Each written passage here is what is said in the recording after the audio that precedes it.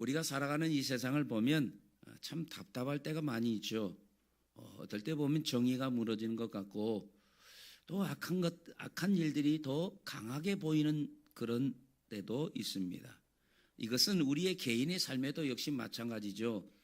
기도해도 뭔가 풀리지 않는 듯한 문제들, 애써도 열리지 않는 길, 아무리 생각해도 답이 보이지 않는 현실, 이런 것들이 우리에게도 있다라는 거죠. 자, 그럴 때 우리는 늘 마음속에 품는 의문이 있죠. 하나님이 도대체 어디서 무엇을 하고 계시는가? 정말 하나님이 이 세상과 우리를 다스린다는 것이 맞는 말인가? 내 인생에도 여전히 하나님이 일하고 계시기는 한가라는 그런 생각들이 들 때가 있다고 말이죠. 자, 오늘 요한계시록의 말씀은 바로 그 질문에 대한 하나님의 대답이라고 말할 수가 있습니다. 땅에서는 혼란이 있고 땅에서는 땅의 현실에서는 눈물이 있고 또 땅에서는 어려움이 있지만 하늘에서는 전혀 다른 장면이 펼쳐지고 있다라고 하는 거죠. 세상은 흔들려도 하늘보다는 흔들리지 아니합니다. 인간의 손에는 답이 없어도 하나님의 손에는 역사의 두루마리가 들려있다라고 하는 거예요. 그러므로 오늘 우리는 눈에 보이는 현실만 보는 것이 아니라 믿음의 눈으로 열린 보좌를 바라보아야 될 줄로 믿습니다. 자, 열린 보좌 앞에는 참된 예배가 있습니다. 오늘 본문 8절을 봅니다. 8절을 보면 네 생물은 각각 6날개를 가졌고 그 안과 주위에는 눈들이 가득하더라. 그들이 밤낮 쉬지 않고 이르기를 거룩하다 거룩하다 거룩하다 주 하나님 곧 전능하신 이여 전에도 계셨고 이제도 계시고 장차 오실 이시라 하고 그랬습니다. 자, 이 네 생물이 있고 또 여기 스라벨 천사들이 하나님을 향하여 쉬지 않고 외치고 있다라는 거죠. 여기 네 생물이 밤낮 쉬지 않고 외치는 그 외침이 무엇입니까? 바로 거룩하다 거룩하다 거룩하다 주 하나님 전능하신 이여 전에도 계셨고 이제도 계시고 장차 오실 이리라. 참 이것을 보면 단순한 찬양이 아니라 그야말로 하나님의 본질에 대한 선언이라고 말할 수가 있습니다. 하나님은 거룩하신 분입니다. 본질상 하나님은 거룩하신 분입니다. 죄와는 구별되신 분입니다. 완전하신 분이다 그 말이죠. 하나님은 또한 전능하신 분입니다. 인간에게는 한계가 있지만 하나님에게는 절대적으로 못하실 일이 전혀 없으신 분이시다라는 거죠. 하나님은 전에도 계셨고 이제도 계셨고 또 장차 오실 분이다. 과거에도 현재에도 미래에도 하나님은 함께 하신다라는 거예요. 다시 말하면 이것은 하나님은 과거, 현재, 미래 시간의 지배를 받지 않는다라는 거예요. 시간을 다스리시는 영원한 하나님이시다라는 사실을 우리에게 말하고 있다라는 거예요. 그렇습니다. 세상은 늘 변하죠. 사람의 마음도 변합니다. 형편도 변하죠. 우리의 건강도 변합니다. 갈수록 우리는 늙어지고 약해집니다. 경제도 변하고 사람과의 관계도 변합니다. 세상에 변하지 않는 건 아무것도 없습니다. 그러나 하나님은 변하지 아니하십니다. 하나님은 회전하는 그림자도 없으시다. 다시 말하면 사람은 이렇게 휙휙 돌아가기도 하고 변하고 달라지지만 하나님은 변하지 않는다라고 하는 거예요. 그래서 우리는 변하는 세상에 뿌리를 내리는 것이 아니라 변하지 않는 영원하신 하나님께 뿌리를 내려야 한다라는 거죠. 우리가 이 사자성어 가운데 각주구금이라는 말이 있습니다. 각주구금이라는 말은 각을 새기다, 배에다가 배주자. 그 다음에 각주구금. 이 어디서 그 검을 잃어버린 것을 찾는가, 그것을 배에다가 표시한다라는 거예요. 사람이 배를 타고 가다가 그만 그 칼을 물에다 퐁당 빠뜨렸어요. 지금 찾으려고 보니까 안 되겠어요. 다음에 찾아야 되겠다 싶어서 그 떨어진 자리에 표시를 배에다가 이렇게 해놨다고 말이에요. 찾을 수 있을까요, 없을까요? 못 찾죠. 그게 각주구금이라는 거예요. 그 배에다가 떨어진 그 검의 위치를 표시한다라는 거예요. 여러분, 배는 항상 움직이고 변하고 위치는 달라지는 거예요. 거기에 표시한다는 것은 찾을 수 없다라는 거예요. 변하지 않는 것을 기준으로 해야죠. 저기 소나무와 저기 전나무 이 사이 요쯤 이 소나무와 전나무 사이와 이쪽에 있는 이 큰 바위돌 이 사이 여기쯤 이게 표시가 돼야 다음에 와도 그 소나무와 전나무와 바위를 이렇게 연결해서 그 위치를 대략 찾는 것 아닙니까? 변하지 않는 것에 두어야 된다.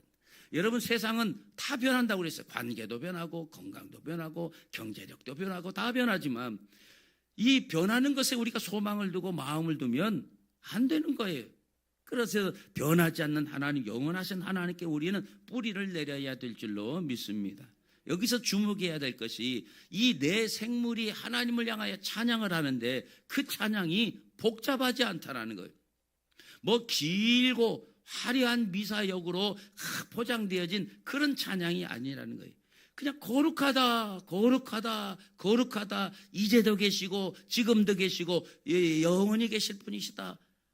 하나님은 거룩하다, 전능하다, 영원하다. 단순한 찬양이라고 말이죠. 여러분, 참된 예배는요, 화려함에, 말의 화려함에 있는 것이 아니라는 거예요. 그 중심에 진실함이 있다라고 하는 거예요. 여러분, 우리의 기도도 마찬가지입니다. 마태복음 6장 7절에 보면 하나님께서 예수님께서 말씀하시기를 이방인들은 말을 많이 하여야 들을 줄, 하나님이 들을 줄 알고 어떻게 한다? 중언부언한다고 말하죠.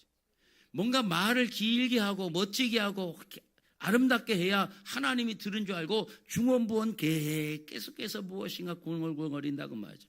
그렇게 기도하지 말라. 너희는 이방인과 같이 기도하지 말라. 이방인은 말을 많이 하여야 들은 줄 알고 중언부언 하거니와 너희는 그렇게 하지 말라는 거예요. 여기 스랍의 천사들도 지금 다른 말 하는 것도 없어요.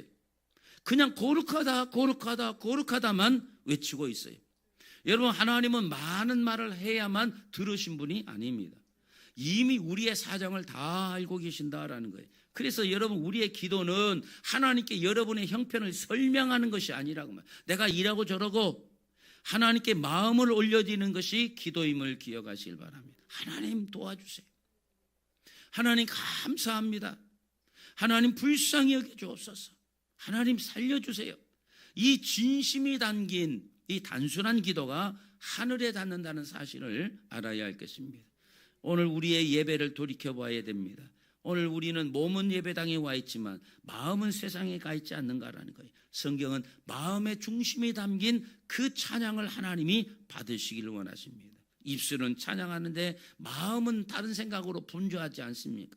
하나님이 형식을 찾는 분이 아니라 우리의 중심을 받으시는 분입니다. 열린 보좌 앞에는 지금도 이와 같이 천사들의 찬양, 거룩하다 거룩하다 참된 예배가 멈추지 않고 있는 것을 보게 됩니다. 여러분, 우리가 천국에 와서 유일하게 할 수 있는 것은 찬양입니다. 예배인 것을 믿으시길 바랍니다. 여러분, 천국에는요 전도도 필요가 없어요. 이 땅에서 사는 동안에 전도가 필요하지 하늘나라에는 전도가 필요 없어요. 하늘나라에는 봉사도 필요 없어요. 이 땅에서 우리가 성도를 섬기기 위해서 식사도 하고 정소도 하고 이런 봉사들이 있고 뭐 전도도 하고 이런 것들은 우리가 세상에서 사람을 섬기기 위해서 필요한 거지만 하늘나라 가면 전도도 봉사도 기도도 다 소용없어요. 오직 찬양만이, 오직 예배만이 존재한다는 사실을 알아야 할 것입니다. 그러므로 열린 보좌 앞에는 지금도 참된 예배가 멈추지 않는다라는 사실을 우리가 보게 됩니다. 또한 요한계시록에 여기 보면 이 네 생물들이 이 에스겔서의 환상과 연결이 됩니다. 자, 시대적으로 보면 이 에스겔서가 기록된 시대나 이 바벨론에 멸망당할 암울한 힘든 그 시기를 겪고 있는 요한계시록이 기록된 시대나 똑같다고 말이에요. 이 에스겔서가 기록된 시대가 어떤 시대입니까? 바벨론의 그 공격으로 이 바벨론에 의해서 나라가 멸망을 당할 암울하고 힘든 시기에 에스겔서가 기록됐잖아요. 마찬가지로 요한계시록 기록된 시대도 로마의 압제 속에서 기독교가 박해를 당하는 이 암울한 시대 속에 요한을 통해서 요한계시록이 기록되었다라는 거예요. 그래서 이 에스겔서를 통해서 요한계시록을 우리가 볼 수 있고 요한계시록을 통해서 우리가 이 에스겔서를 이해할 수가 있게 되는 거예요. 그래서 이 에스겔서와 요한계시록은 짝이 구약과 신약에 서로 짝으로 잘 연결이 되어 있다라고 그렇게 볼 수가 있는 거예요. 그 에스겔서 1장 12절에서 14절에 봅니다. 영이 어느 쪽으로 가면 그 생물들도 그대로 가되 돌이키지 아니하고 일제히 앞으로 곧게 행하며 곧 생물들의 타는 모양은 타는 숯불 같고 횃불 모양 같은데 그 불이 그 생물 사이에서 오르락 내리락 하며 그 불은 광채가 있고 그 가운데서는 번개가 나며 그 생물들은 번개 모양 같이 왕래하더라 그랬어요.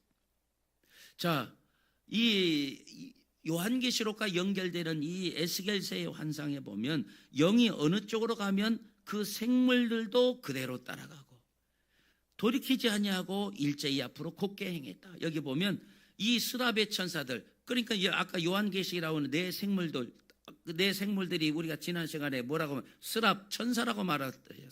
스랍 천사라고 얘기를 했잖아요. 그러니까 여기서 말하는 여기 생물들도 여기 스랍 천사를 얘기하고 있어요.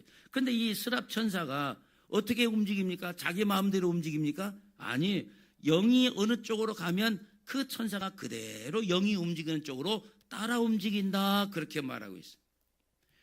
자, 그런데 그 모양이 어떻다? 타는 숯불과 횃불 모양 같은데 그 불이 그 생물 사이에서 오르락 내리락 하며 그랬어요. 불꽃 같은 모양으로, 불꽃 같다라는 것은 뭐예요? 세상을 두루 이렇게 잘 살핀다. 여기 불꽃은 타는 이 모닥불이 아니라 이 횃불을 말하는 거예요.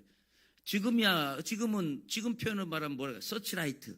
쫙 빛이 앞을, 자동차 라이트, 전조등 같이 앞을 환히 비치는 그 불을 말하는 거예요. 자, 불꽃 같은 모양으로 부지런히 왕래 왔다리 갔다리 했다. 왕래하다 이 말은 부지런히 심부름하더라 그 말이에요. 이 스랍 천사가 이 생물들이 불꽃 같은 그 앞을 보기, 이 앞에 서치라이트가 왜 필요해? 자동차 전조등이 어두컴컴한 길에 앞을 환하게 비춰서 잘 가기 위해서 보여지는 거, 그게 불이잖아요. 옛날에는 그런 불이 없으니까 산에 올라가면 횃불 들고 가듯이 그 불이 불꽃 같은 그 생물들이 어떻게 오르락 내리락. 이 말은 하나님이 지금도 이 세상을 경영하고 다스리고 있는, 이 스랍 천사들은 하나님이 부리는 천사라고 말하죠. 그러니까 부지런히 왕래했다는 건 뭔가 하나님이 부지런히 일을 시켰다라는 것. 이 말은 하나님이 세상을 경영하고 다스리고 계신다라는 것. 인간의 눈에는 세상이 혼란스럽게 보일 수 있습니다. 인간의 눈에는 악인이 형통한 것처럼 그렇게 보일 수 있습니다. 또 인간의 눈에는 하나님이 침묵하는 것으로 그렇게 보일 수 있습니다. 그러나 성경은 그 보이지 않는 자리에서 하나님의 통치가 한순간도 멈추지 않는다. 그 하나님의 통치가, 그 하나님의 통치를 전달하는 이 스랍의 천사, 여기 보면 생물들, 그들이 불꽃 같은 그 앞에 서치라이트를 피고 부지런히 밤이나 낮이나 왕래하며 이 하나님의 그 다스림과 통치를 전달하고 있다라고 하는 거예요. 이 그게 에스겔서가 보는 환상, 에스겔이 보는 환상이라고 말이죠. 이 에스겔은 나라가 무너지고 백성이 바벨론에 다 포로로 끌려간 그 시대에 이 환상을 보았다라는 거예요. 요한은 역시 마찬가지로 이 로마에서 교회가 핍박을 받고 성도들이 죽임을 당하는 그 로마 핍박의 그 시대에 이 계시를 받았다라는 거예요. 그러니까 에스겔이나 요한이나 동일한 시대, 동일한 상황 속에서 하나님의 계시를 받은 거라고 말이죠. 다시 말하면 가장 어두운 시대에 하나님이 가장 먼저 보좌를 보여주셨다라는 거예요. 그러니까 에스겔에게 이 바벨론에 멸망당한 이 나라가 과연 희망이 있는가라는 그 절망 속에 하나님이 환상을 쭉 보여주시면서 나는 이 암울한 시대에도 나는 일하고 있다. 나는 침묵하지 않는다. 그걸 보여주시면서 소망을 주신 거예요. 이 로마 시대 때도 로마에서 많은 초대 기독교인들이 박해를 당하고 죽어가는, 그래서 도대체 이 땅에 하나님의 희망이 있는가라는 그 절망 가운데 있을 때에 요한에게 이 환상을 쫙 보여주시면서 나는 이 땅을 결코 잊지 않는다, 다스리고 있다, 그걸 보여주시는 거예요. 그러니까 에스겔이나 바벨론이나 신약과 구약의 짝이 된다라는 거예요. 같은 시대, 같은 환경. 그래서 제일 먼저 하늘에서 일어난 보좌를 보여줘요. 에스겔도 지금 내 생물이 하나님의 그 통치를 가지고 불꽃 같은 서치라이트를 켜고 밤에 차들이 왔다 갔다 하는 이 세상에 이 생물들이, 천사들이 하나님의 일들을 밤이나 낮이나 두리번거리면서 돌아다니고 있는 것처럼 이 신약에 와서 이 요한계시록 시대에도 이 네 생물이 부지런히 왕래하며 하나님의 통치를 전하고 있다라는 거예요. 왜 하나님이 이렇게 영적 세계에서 일어나는 일들을 에스겔이나 요한에게 보여주실까요? 현실보다, 이 암울한 현실보다 더 크신 분이 하나님이시기 때문에 그렇다. 그러니까 현실 보고 절망하지 마라. 하나님 그 현실 위에 이렇게 일하고 계신다라는 걸 보여주시는 거예요. 여러분, 역사는 결코 멈춰 있지 않습니다. 우연히 굴러가는 것도 아닙니다. 하나님의 영의 인도 아래 움직이고 있다는 사실을 알아야 할 것입니다. 사람은 정치가 세상을 움직인다 그렇게 생각합니다. 돈이 세상을 움직인다 그렇게 생각합니다. 권력이 세상을 움직인다고 생각합니다. 그러나 성경은 하나님의 손이 역사를 움직인다라고 하는 사실을 말씀하고 있다는 것을 기억하시길 바랍니다. 여러분, 그렇다고 한다면 여러분, 우리의 가정의 문제도, 교회의 미래도, 또 나라의 역사도 결국은 하나님의 통치 아래에 있다라는 거죠. 우리가 뉴스를 보면 참 낙담할 수도 있잖아요. 아유, 또 호르무즈 해협이 또 막혔다. 아유, 또 다시 또 전쟁이 시작하는 거 아니야? 아, 이 회담이 잘못돼서 다시 또 전쟁이 일어나는 거 아니야? 뉴스를 보면 참 낙심할 수 있지만, 그러나 하늘은 뉴스보다 더 정확하다라는 거예요. 우리는 현실을 보며 두려워하며 염려할 수 있지만 하늘 보좌는 여전히 열려 있다라는 사실을 알아야 할 것입니다. 그러므로 믿음의 사람은 상황만 보고 흔들리지 않습니다. 오늘 내 눈에 답이 보이지 않아도 하나님은 일하고 계십니다. 내 기도가 아직 응답되지 않는 것처럼 그렇게 여겨져도 하나님은 움직이고 계신다고 말해요. 문이 닫힌 것처럼 보여도 하늘 보좌는 열려 있다라는 사실을 알아야 할 것입니다. 자, 오늘 본문 9절을 또 봅니다. 그 생물들이 보좌에 앉으사 세세토록 살아계시는 이에게 영광과 존귀와 감사를 돌릴 때, 여기 생물들은 스랍 천사라고 말했습니다. 이 천사들이 하나님께 영광과 존귀와 감사를 돌렸다라고 하는 거예요.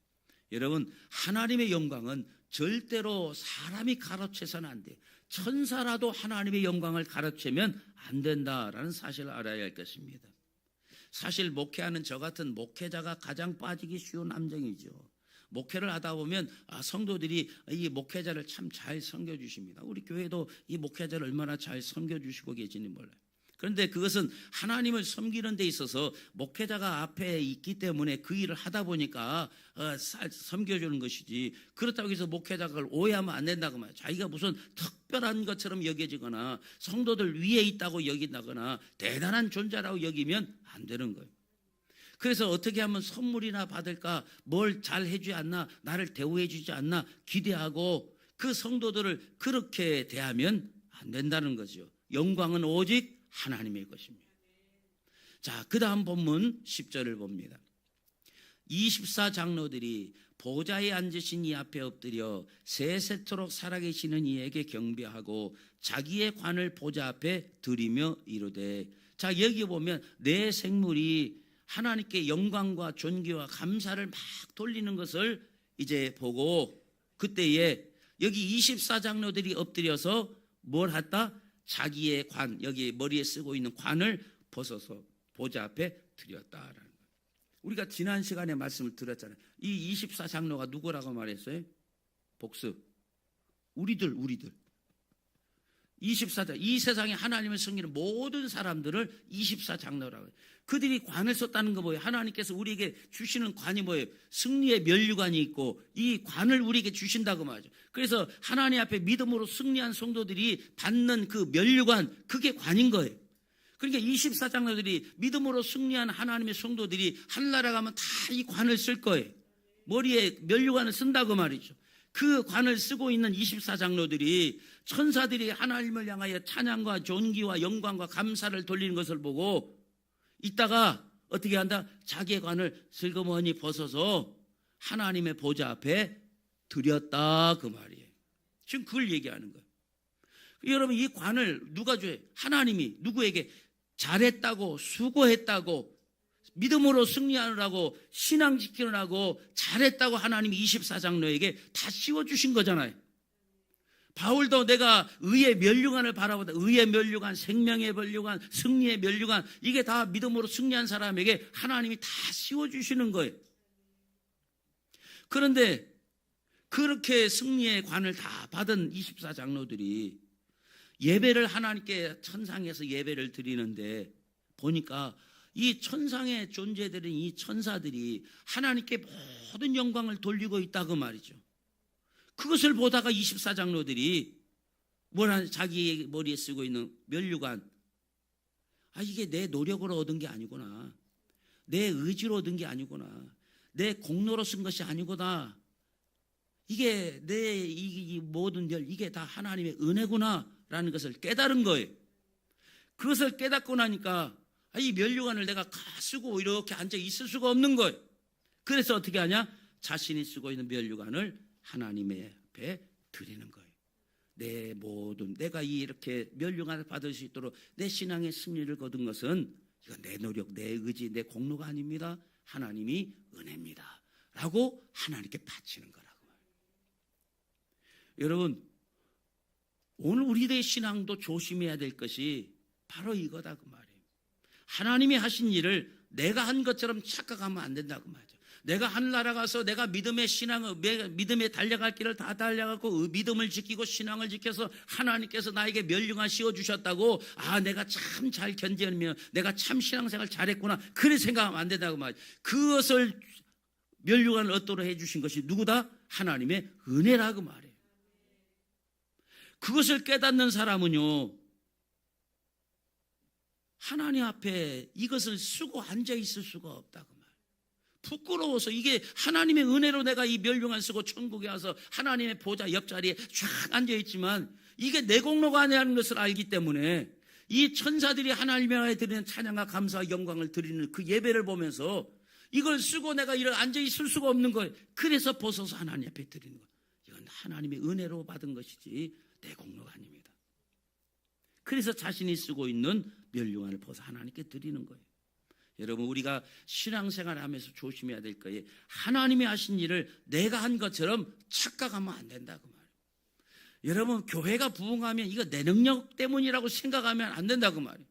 사업이 잘 되면 내가 역시 실력이 있구나, 그래 생각하면 안 된다고 말이에요. 내 자식들이 잘 된다고 역시 내가 잘 가르쳤기 때문에 자식들이 앞길이 잘 되고 있구나, 그렇게 생각하는 순간에 이건 뭐예요? 이 면류관을 내가 당연히 받아야 될 관이라고 생각하고 그것을 내 머리에 고정시키는 사람이 되는 거라고 말이에요.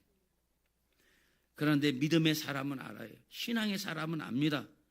내가 건강한 것도 은혜고, 내게 기회가 있는 것도 은혜고, 내가 이렇게 좋은 사람 만난 것도 은혜고, 내가 오늘 숨을 쉬고 있는 것도 은혜라, 이걸 안다고 말이에요. 여기까지 내가 온 것도 은혜입니다. 그래서 참된 성도는 항상 자기 관을 벗어 하나님께 드린다라는 거예요. 그래서 11절에서 장로들이 고백합니다. 자, 이 장로들이 어떻게 고백하나 보세요. 우리 주 하나님이여, 영광과 존귀와 권능을 받으신 것이 합당하오니 주께서 만물을 지으신지라. 만물이 주의 뜻대로 있었고 또 지으심을 받았나이다. 하나님이 창조주이시기 때문에 영광을 받으시는 것이 합당하다라는 거예요. 하나님이 주권자이시기에 존귀를 받으시는 것이 합당합니다라는 거예요. 하나님이 지금도 만물을 붙들고 계시기에 권능과 존귀를 받으시는 것이 합당합니다라고 고백하는 거라고 말이에요. 하나님이 지으시고 하나님이 경영하시고 하나님이 통치하시고 하나님이 이루심을 인정하는 것, 그게 바로 예배인 거예요. 그래서 여러분, 우리가 예배를 드릴 때 이 예배는 뭐냐? 형식이 아닌 거예요.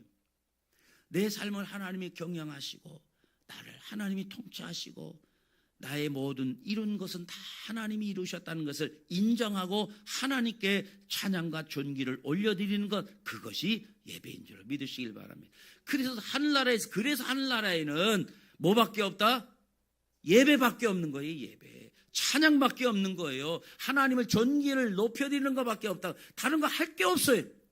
천국에 가서 앉아 있어 보니까 내가 이 자리에 앉아 있는 게 은혜인 거예요. 나에게 이 자리를 앉게 하시고 이 하나님의 보좌 우편에 24 보좌에 탁 앉게 하시고 나에게 이 승리를 이 면류관을 쓰게 하신 하나님, 이게 하나님의 은혜라고밖에 생각할 수 없는 거예요. 그러니까 천국에서는 입만 열면 찬양인 거예요. 입만 열면 하나님이 하셨습니다. 하나님이 영광을 받으십니다. 하나님이 감사합니다. 이게 천국에서 일어나는 예배인 거예요. 그래서 하늘나라에 가면 전도도 필요 없어요. 기도도 필요 없어요. 뭘 할 게 있어요? 찬양밖에 없는 거예요. 하나님 예배밖에 없다고 말이죠. 이 하나님이 통치와 경영과 하나님이 이루심을 인정하는 사람만이 자기의 면류관을 벗어 하나님께 드릴 수 있다고 말이죠. 이건 내가 쓰고 있을 자격 없습니다. 하나님이 하셨습니다 하고 드린다고 말이죠. 우리가 영어로 예배를 워십이라 그렇게 말합니다. 워십이라는 말은 was, 이 가치라는 말인데 이 가치를 하나님께 드린다라는 뜻이에요. 하나님이 가치 있다고 여기는 사람은 하나님께 예배하죠. 하나님이 가치 없다라고 여기는 사람은요, 감사를 드릴 수 없고 하나님께 헌물이라든가 시간을 드리는 것을 아까워할 수밖에 없다고 말해요. 그래서 예배는 뭐다? 내가 가장 귀하게 여기는 그 가치 있는 거 뭐예요? 시간이 가치 있잖아요. 물질, 돈도 가치 있잖아요. 우리의 마음, 중심 다 이 가치 있는 것들을 하나님께 드리는 거, 이제 내가 하나님께 가치 있는 것을 드리는 이것을 바로 예배라고 하는 거예요. 하나님이 귀하지 않은 사람에게 예배는 그래서 부담이 돼요. 그러나 하나님이 가장 귀한 사람에게 예배는 기쁨이 된 줄로 믿으시길 바랍니다. 오늘 우리는 무엇을 붙들고 있습니까? 내 면류관입니까? 아니면 하나님의 영광입니까? 하나님 앞에 내려놓을 줄 아는 사람이 진짜 자유로운 사람임을 믿으시길 바랍니다. 자, 이제 5장으로 넘어가면 분위기가 이제 또 달라져요. 요한계시록 5장 1절을 봅니다.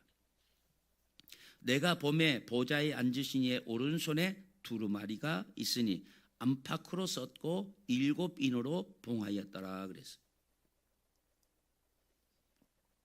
여기 보면 보좌에 앉으신 이의 오른손에 이제 두루마리가 있는데 안팎으로 글이 쓰여 있고 이 봉인이 몇 개가 돼 있어요?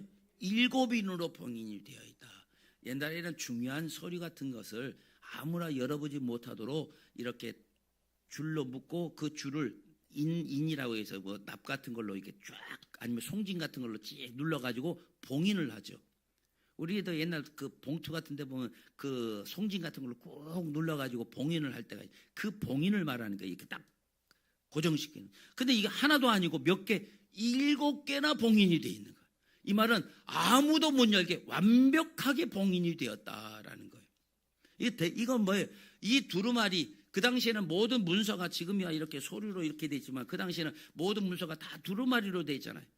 이 매우 중요한 문서라 그 말이에요. 아무나 열어보지 못하게 완전히 철통적으로 묶었다, 봉인을 했다라는 거예요. 그러니까 이 두루마리에 뭐가 있을까요? 하나님의 계획과 하나님의 심판과 역사의 진행이 두루 담겨 기록되어 있는데 얼마나 기록될 것이 많은가. 앞뒤로 빽빽하게 기록된 그 두루마리가 아무도 못 열어보도록 7인으로 꽉 다 봉인이 되었다. 자, 그렇다면 이 두루마리에는 뭐가 기록이 되어 있을까요? 우리가 나중에 요한계시록 보다 보면 요한계시록 6장부터 19장에 이제 두루마리가 이제 개봉될 때 나타나는 이 두루마리가 이제 소개가 됩니다. 그 내용이 요한계시록 6장에서 19장이 바로 이 두루마리의 안에 담겨진 내용들이에요. 자, 그런데 문제가 생겨요. 자, 2절에 힘 있는 천사가 외쳐요. 뭐라고? 누가 그 두루마리를 펴며 그 인을 떼기에 합당하냐? 누가 이 두루마리를 열 수 있느냐? 아무도 열 사람이 없다고 말이에요. 누가 이 두루마리를 펼 수 있고 누가 그 두루마리에 그 묶여진 인을 누가 뗄 수 있느냐라고 걱정을 해요. 그래서 오늘 본문 3절에 보면 하늘 위에나 땅 위에나 땅 아래에 능히 그 두루마리를 펴거나 보거나 할 자가 없더라 그래서 이 땅에 아무도 그 두루마리를 펼 자가 없다라는 거예요.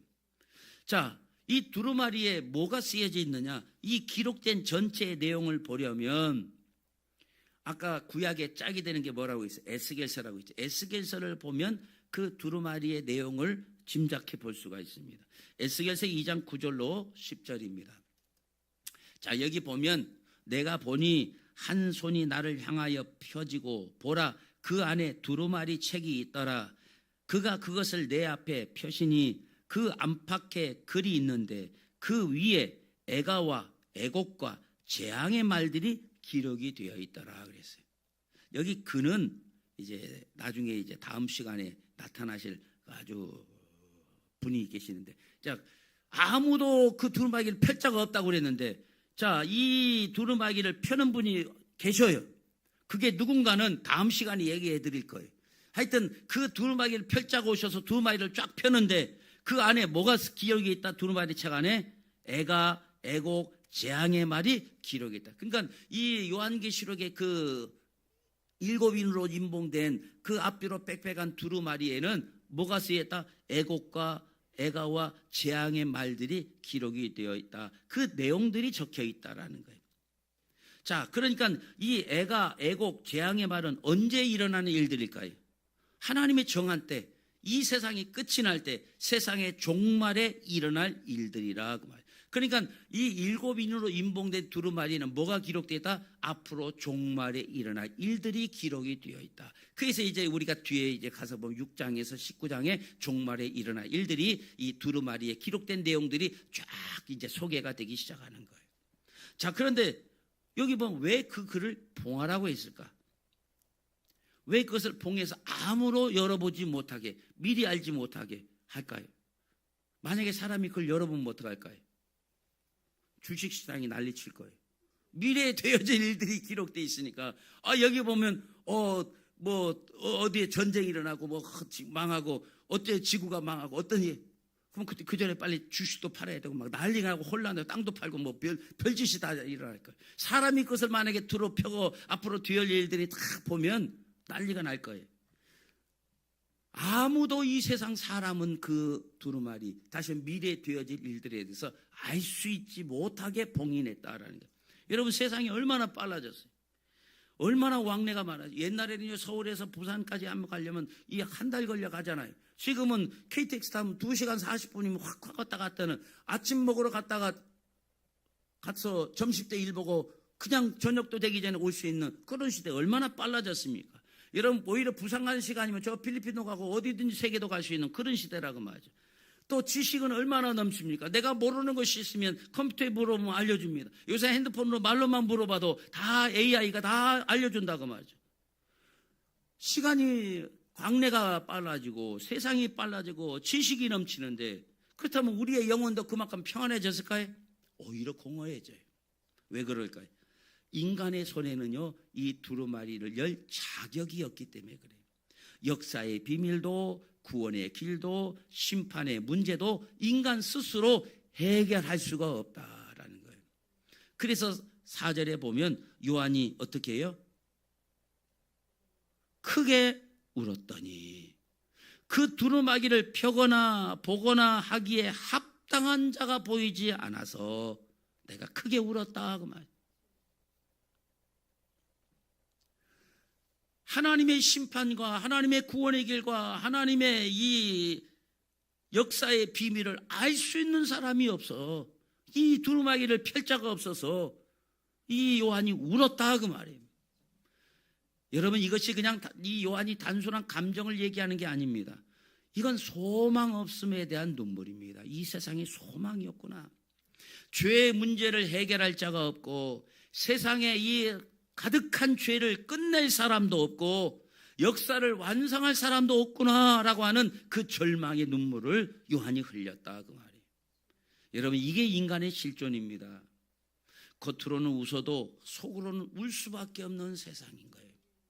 돈이 있어도 명예가 있어도 사람이 있어도 풀리지 않는 문제 앞에서 인간은 울 수밖에 없는 거죠.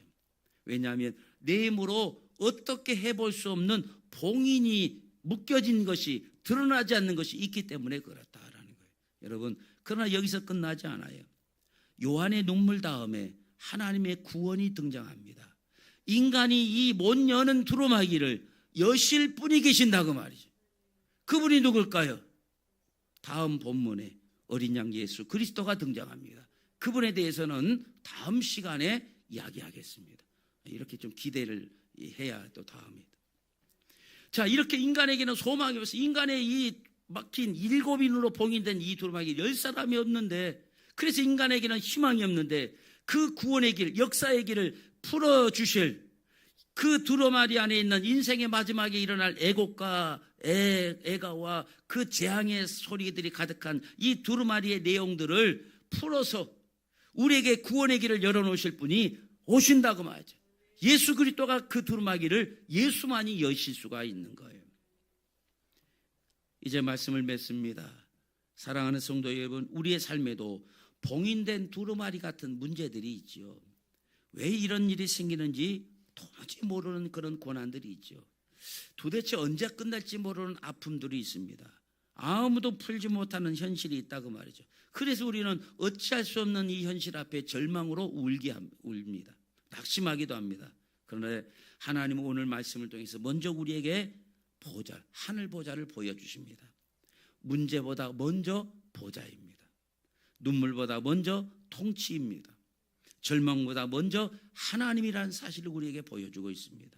세상은 닫혀 있어도 여기 보면 하늘은 열려 있습니다. 길은 막혀 있어도 보좌는 열려 있습니다. 그게 열린 보좌라고 하는 거예요. 사람은 몰라도 하나님은 우리의 형편을 다 아십니다. 사람은 못해도 하나님은 하실 수가 있습니다. 그러므로 봉인되어진 현실만 보지 마십시오. 열린 보좌를 바라보시길 바랍니다. 흔들리는 세상만 보지 마십시오. 흔들리지 않는 하나님을 보시기를 바랍니다. 눈물의 현재만 보지 마십시오. 이미 준비된 하나님의 구원을 바라보시길 바랍니다. 이것이 우리가 요한계시록을 보아야 되고 들어야 될 이유라고 하죠. 그래서 요한계시록은 말세의 14만 4천이 뭐고 이게 아니라 오늘 이 풀리지 않는 인생에 봉인된 두루마기를 오직 예수만이 풀어주고 우리가 감춰진 인생의 이 애곡과 애가와 절망의 소들이 가득한 이 두루마기 말세에 되어질 이 일들을 해결하실 분이 예수 그리스도밖에 없다는 사실을 우리가 보여주고 있어요. 그래서 에스겔서 시대나 이 요한 시대나 그 절망과 암울한 시대 속에 하나님 우리에게 이 하늘의 보좌를 열어주시고 이 생물들 통하여 천사들 통하여 하나님이 우리에게 다스리심을 보여주시고 그 천국에서 일어나는 아름다운 찬양과 영광과 예배 현장들을 우리에게 보여주신다고 말이에요. 왜 열어서 그걸 보여주실까요? 견뎌라. 이 하늘나라에서는 이런 영광의 일들이 일어나고 있다. 오늘 우리가 눈앞에 보이는 현실만 보지 말고 열린 하늘을 보십시오. 열린 보좌를 보시며 소망을 가지시기를 주님의 이름으로 축원합니다. 기도합니다. 고마우시고 은혜로우신 하나님, 우리에게 요한계시록을 볼 수 있는 기회를 주시니 감사합니다. 바르게 볼 수 있는 기회를 주시니 감사합니다. 요한계시록을 통하여 우리의 인생에 풀리지 않는 문제들이 풀려지는 역사들이 일어나게 하옵소서. 오늘도 우리의 눈앞에 이 땅에서 일어나는 일들만 보고 사는 것이 아니라 열린 하늘을 보고 열린 보좌를 바라보면서 하늘에서 일어날 그 영광스러움을 바라보면서 이 땅의 고통과 어려움을 이겨낼 수 있는 저희들 되어지게 하옵소서. 예수님의 이름으로 기도드렸사옵나이다. 아멘.